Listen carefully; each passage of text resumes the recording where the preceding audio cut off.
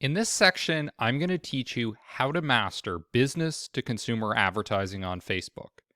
I've done advertising for massive consumer brands such as Sony PlayStation. I've also done it for small scale startups such as e-commerce companies. So I have a very good understanding of how to execute. I also have a very solid understanding of the latest research on effective brand marketing and performance marketing for consumer brands. Now, when I talk about Facebook ads, what I really mean here is Meta. So Meta is the parent company for Facebook, Instagram, WhatsApp, etc. So when I use the word Facebook, what I really mean is the system that we use to run those ads in a centralized platform. Now, the promise that I'm delivering on is I'm going to teach you how to become a top 1% Facebook advertiser, and we're going to start with consumer marketing. Now, before we get started, I want you to understand that this isn't just based on my anecdotal experience working with certain brands, certain companies. It's also based on robust research. We're talking about some of the best longitudinal research that's out there. We're talking about some of the best research institutions that are out there. So one of the most important sources for this information is Byron Sharp in the Ehrenberg Bass Institute. We're also looking at research that was commissioned by Facebook itself, as well as LinkedIn. We're looking at McKinsey, one of the top management consulting firms in the world, Nielsen, which has lots of reliable data related to consumer packaged goods and consumer products in general. We're relying on Harvard Business School to some extent, as well as Columbia Business School. So you're in very good hands with the information that I'm delivering in this section. So one of the most important things to recognize, and this is something that you are not going to hear from a lot of Facebook advertising gurus out there, is that there are basically two types of Facebook advertising. The first type is what I call narrow advertising. This is what 99% of Facebook marketers and the gurus that influence them do. This is all that they focus on. All they're focused on is narrowly targeting people that are going to make a purchase in the near term. So perhaps as soon as they respond to an ad, within a few weeks of responding to an ad. So this is only one type of advertising, but this is where everybody pays attention. And one of the challenges is that because everybody's focusing in this space, it's super competitive. It's very difficult to get a leg up, to get some sort of competitive advantage when all you're focused on is this narrow type of advertising with narrow targeting. The real source of growth, the real source of long-term growth, long-term effectiveness, long-term competitive advantage is the second type, which is broad. Now, even though that may be the key to growth, I am going to talk about both of them because both of them are important. They do work hand in hand, and you should be doing both. But the second is really where I'm going to teach you one of the most fundamental differences between the top 1% of Facebook advertisers and the bottom 99%. And it's really getting a grasp and a good understanding of what broad Facebook advertising looks like. And the broad here mostly refers to the targeting, but we're also talking about time frames, and we're talking about broad in terms of impact, so long-term growth impact. So we're going to start by talking about the broad advertising. But before we do that, I want to ask a question.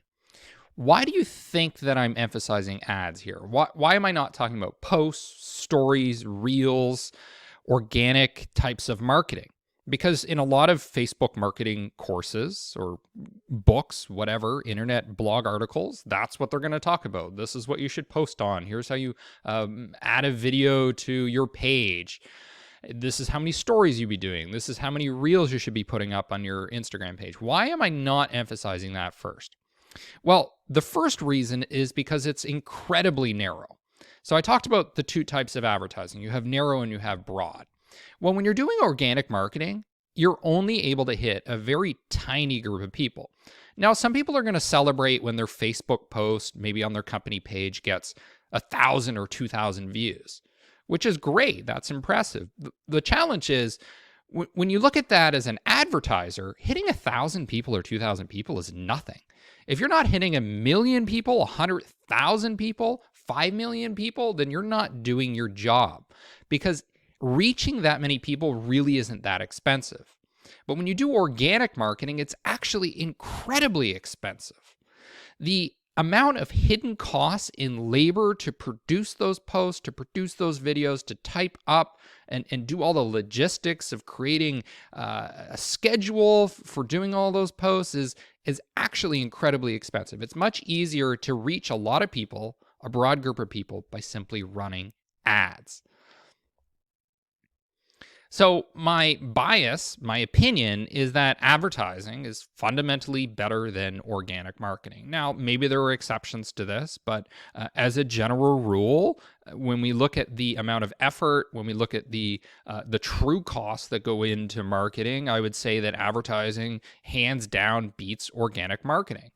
Now, there may be cases where you have to do organic marketing with things like SEO, but in many cases where people are doing organic posts, they really don't need to be.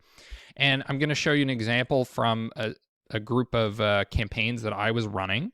And we can see here that I was able to reach 6.5 million people, and that cost me only $577. So I would want you to think about how much organic marketing that you've been doing and how many people have you been able to reach? How slowly did it take to build that viewership, that following base? It takes a lot of time. It takes a lot of effort. It takes a lot of resources. It takes a lot of economic value, whether that's money or time. You can simply run an ad and reach 6.5 million people within perhaps a few weeks. Within a few days, you could reach 100,000 people. So when we look at the data like this and we're actually analyzing things like reach and impressions and the cost to reach 1,000 people, advertising is actually incredibly cheap. I mean, look at this specific group here, this ad set. I'm able to reach 1,000 people for 4 cents. So if you do a post and reach 1,000 people, do you think that cost you more than 4 cents of your time? I would imagine so. Let's say it took you an hour and your hourly rate might be $100 if you're a consultant. For advertising, that's 4 cents. I can get 2,000 people for 8 cents. So it's pennies. It's pennies to reach a lot of people, but it isn't when you do organic marketing.